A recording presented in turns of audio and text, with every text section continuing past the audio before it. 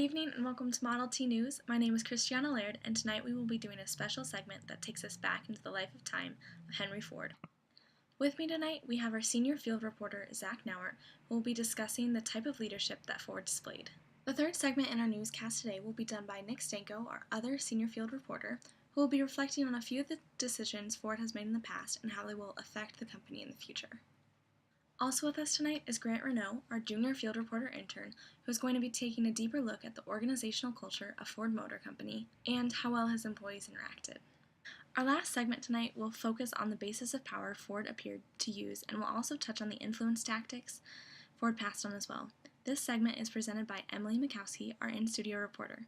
I hope you enjoy this special segment tonight. Now off to you, Zach. Thank you, Christiana. My name is Zach Nauert, and I'm here to talk to you about Henry Ford's leadership style throughout his company. He expresses a democratic leadership style, transformational leadership, and also servant leadership. And I'm going to show you today how each of those leadership styles have been effective throughout his company for him and for his employees. I can't get enough of this water. Well, first I'm going to start with the behavioral theory of a leadership style, and that is going to be the democratic leadership style that Henry Ford exerts throughout his company. He shows a concern for people, and this democratic style leader takes a collaborative and interactive approach with their followers. Ford shows his democratic style on a daily basis in everything that he does. Without a concern for people, the Ford Motor Company would not be where it is today. For example, Ford as I previously stated in the other video, he gives English classes to Spanish native speaking people so they could learn English and be able to converse throughout the company. Another term that could describe Henry Ford is transformational leadership. A transformational leadership person is going to inspire and excite followers to high levels of performance. Ford does this by giving employees an opportunity to work for him. Everybody can work for him, really.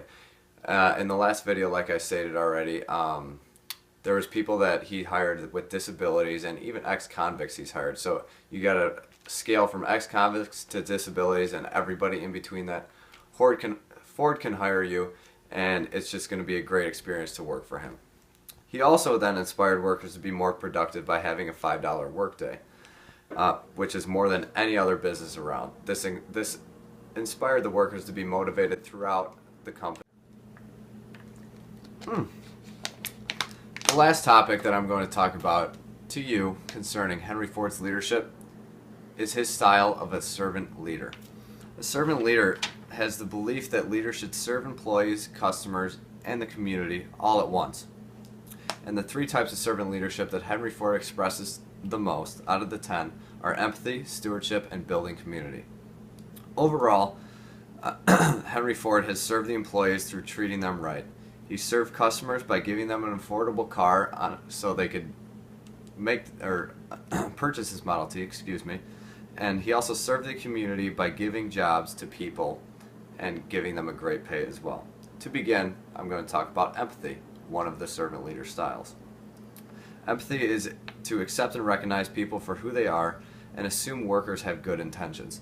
Henry Ford does this because he hired any kind of person, like I stated earlier, from ex-convicts to disabled. And this concept of empathy also relates to democratic leadership style. Next is stewardship. Stewardship is showing a commitment to the needs of others. This is when Henry Ford has been setting up classes to learn how to speak English for Spanish-speaking people or any other language that people don't know English. Also for stewardship, Henry Ford has made an affordable car for his employees to purchase and for the community to purchase as well.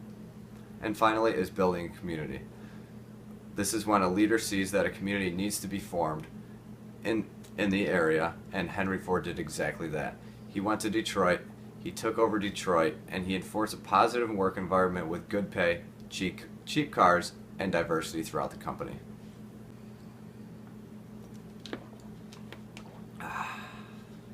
Now, what I'm going to talk to you about is how each of these styles that I just discussed are very effective for Ford. For Ford, democratic leadership style was very effective because it helped show the workers that he valued every single one of them which boosts employee morale and then also has a positive correlation with boosting production in the company. Ford did what he could to help each worker, even including free English classes, like I stated before. All these workers were very dedicated to Ford because of his democratic leadership style. Transformational leadership was also very effective for Ford because people were inspired to make a great car because they knew that they would be able to afford it. This is just a great aspect of Ford because this affordable car and the high pay that he's been giving to workers just shows that his transformational leadership has inspired and excited all of his followers, his employees, to become a better worker for him. Lastly, servant leadership was very effective for Ford because he served his employees in any way possible to the best of his ability, and he increased everybody's motivation to work and make a great car.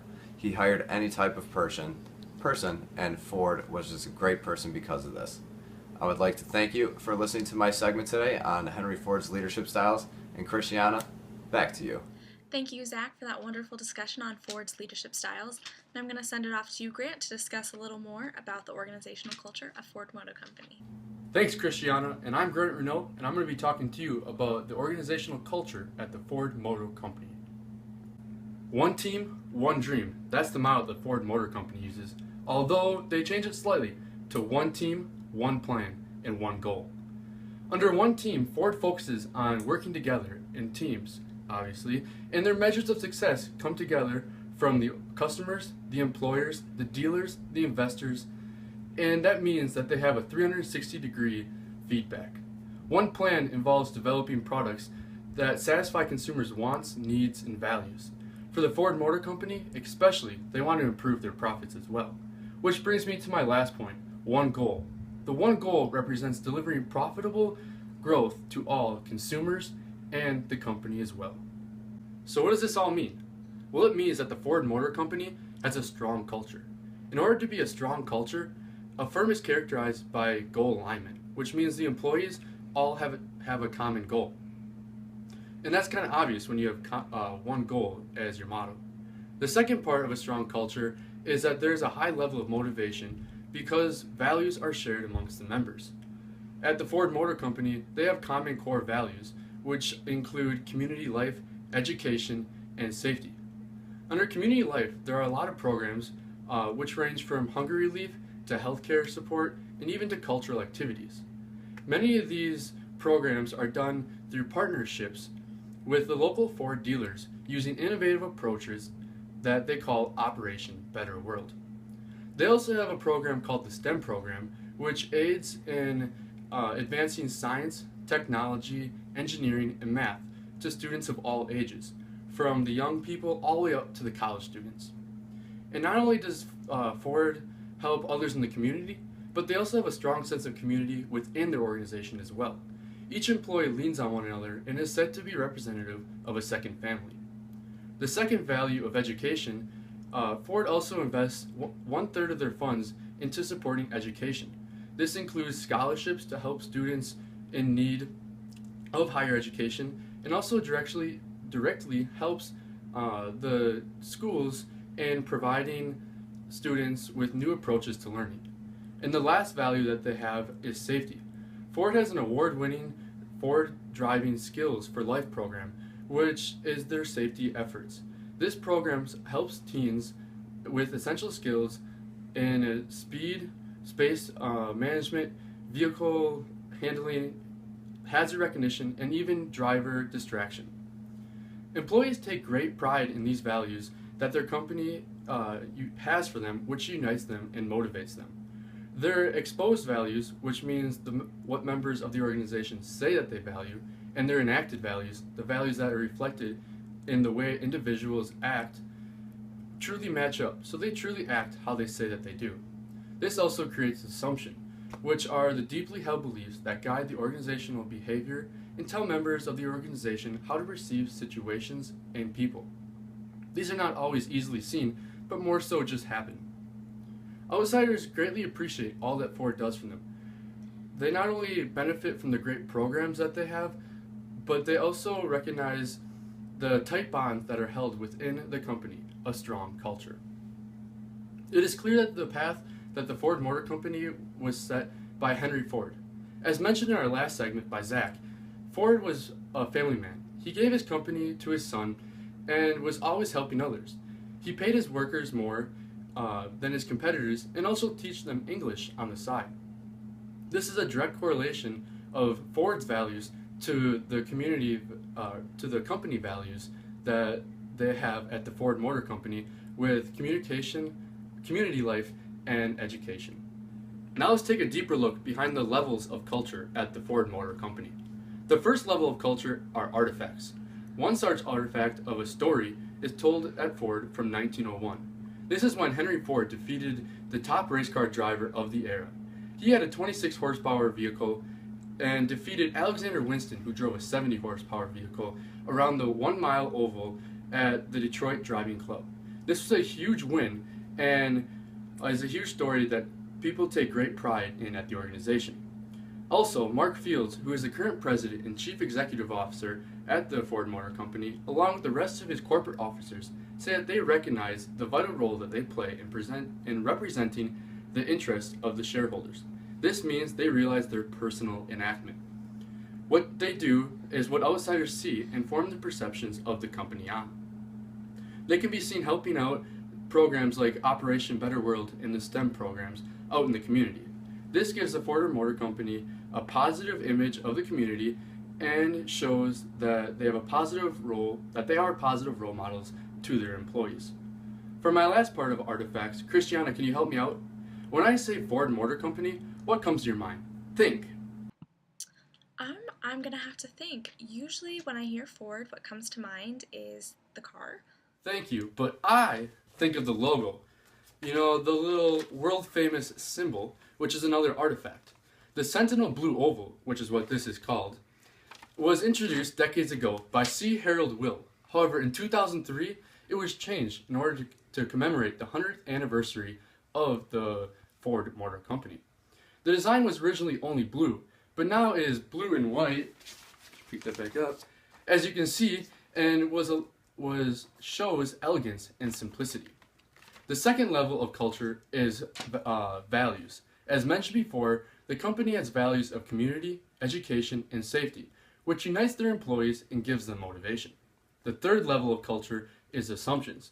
Also mentioned before, assumptions are deeply held beliefs that a company holds. They cannot always be understood, but drive the company and their decision making. It is evident that the Ford Motor Company has a strong culture set by their founder, Henry Ford, and still lives on today.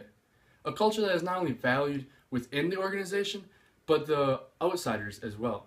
And that's a wrap on culture. Back to you, Christiana. Thank you, Grant, for that discussion on the organizational culture of Ford Motor Company. Now I'm going to send it off to our senior field reporter, Nick Stanko, who's going to discuss a little more about a few of the decisions Ford has made in the past. Thank you, Christiana. Now back to my segment. I'm going to talk about two crucial business decisions that Henry Ford made for the Ford Motor Company. The first one is the $5 workday, which Zach has mentioned in previous articles, and the second one is the all-black Model T coloring.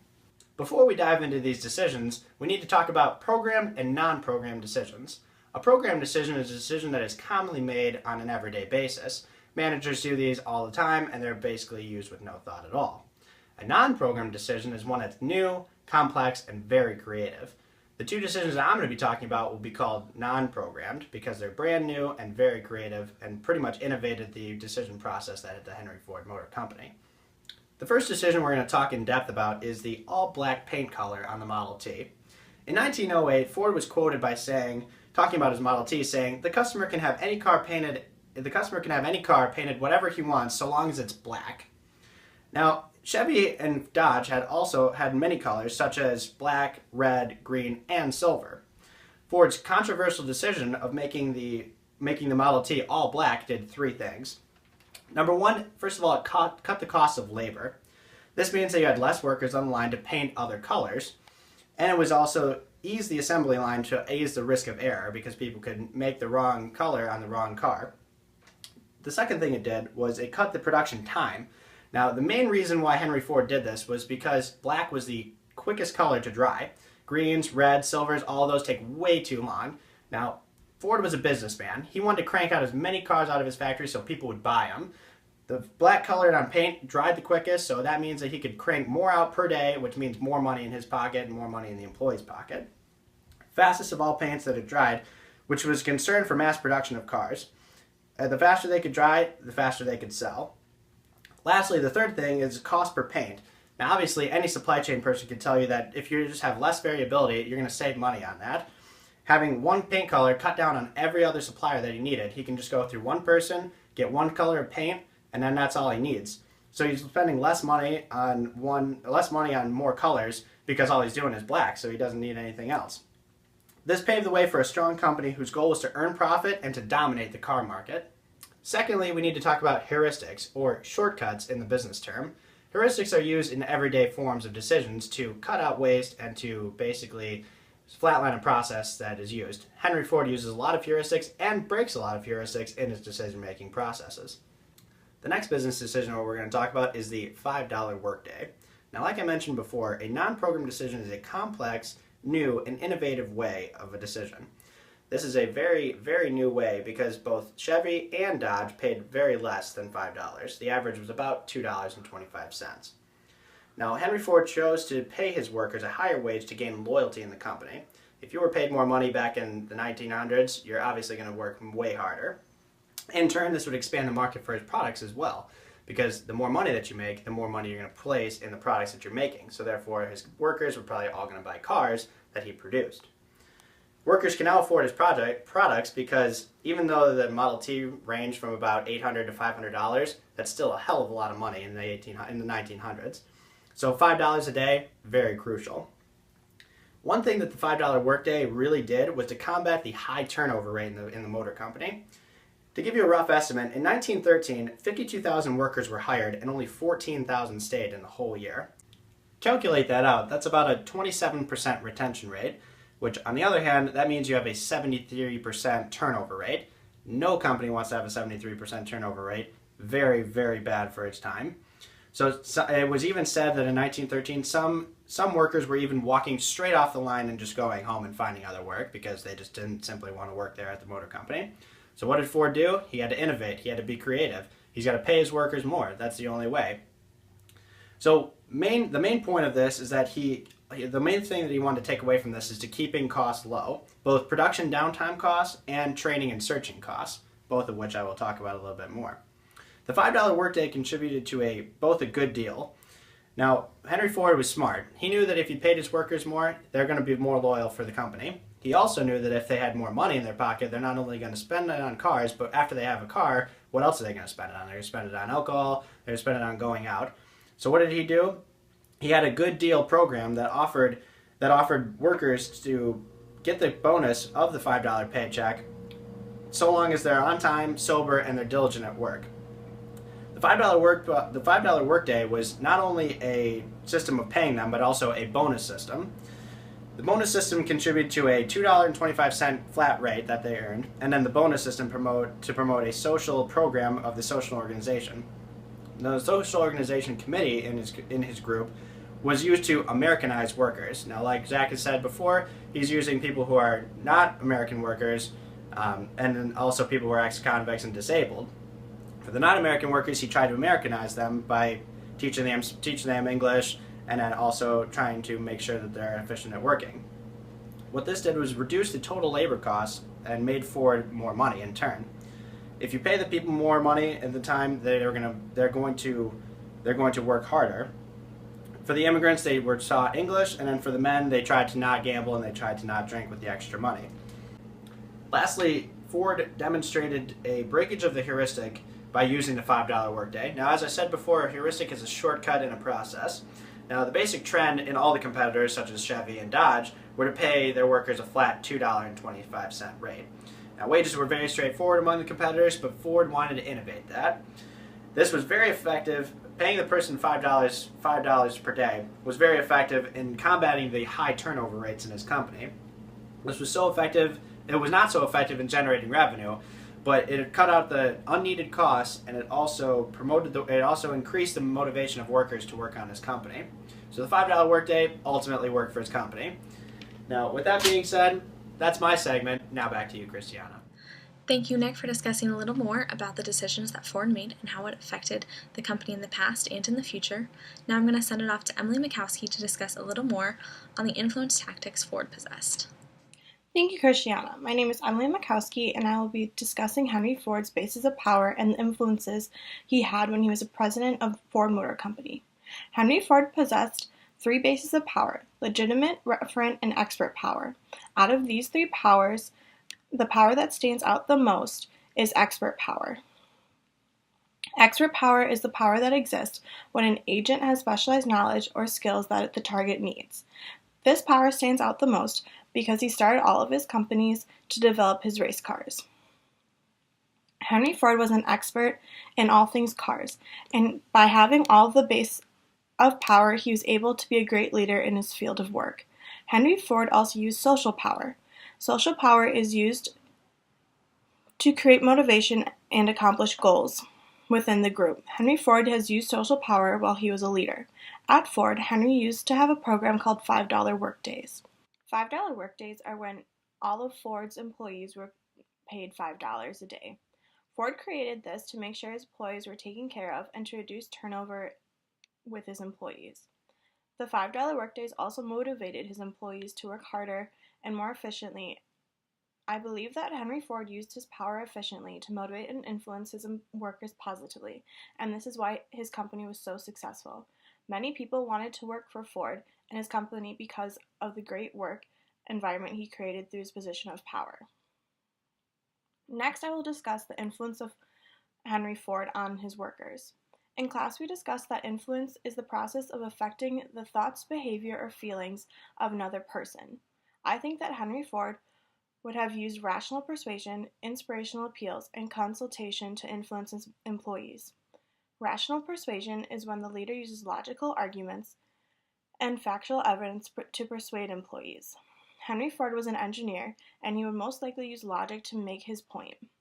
An inspirational appeal is when a leader makes an emotional request or proposal that creates enthusiasm by appealing to and employees' ideals and values.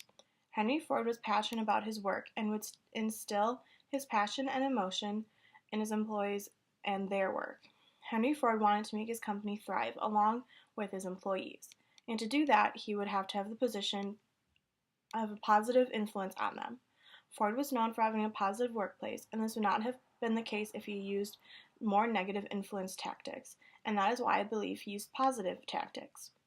Ford was very effective in these tactics, seeing that everyone wanted to work for his company and him. At Ford, I believe that the legitimate organizational politics would have happened and been encouraged in the company because they happen in most, if not all, companies, no matter the leader.